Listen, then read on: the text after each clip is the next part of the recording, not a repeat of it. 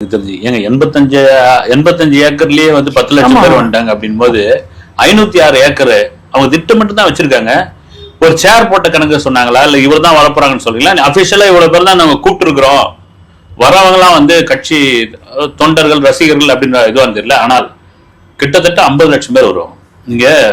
நீங்க பொதுவா மதுரைன்னு எடுத்துக்கிட்டாலே மதுரையோடைய மிகப்பெரிய அடையாளம் வந்து மீனாட்சி அம்மன் கோயில், அப்புறம் வந்து கள்ளழகர், வைகையாறு. அதை தாண்டி இன்னொரு அடையாளம் வந்து தமுக்க மைதானம். நீங்க அந்த காலத்துல தமுக்க மைதானம் ஃபுல்லா ஆயிடுச்சுன்னு வச்சுங்க ஒரு மீட்டிங்ல, இதுதான் பெரிய மீட்டிங், பெரிய மாநாடுன்னு, பெரிய கூட்டம்னுவாங்க. விஜயோடைய அந்த மாநாட்டுலாம் தமுக்க மைதானத்தெல்லாம் வைக்கவே முடியாது. ஒரு முதல் காரணம், மதுரை வந்து ஒரு பெருநகரம், அங்க தாங்காது. ரெண்டாவது என்னன்னா, இப்ப இருக்கிற தமுக்க மைதானத்துக்குலாம் இந்த கூட்டம்லாம் தாங்காது.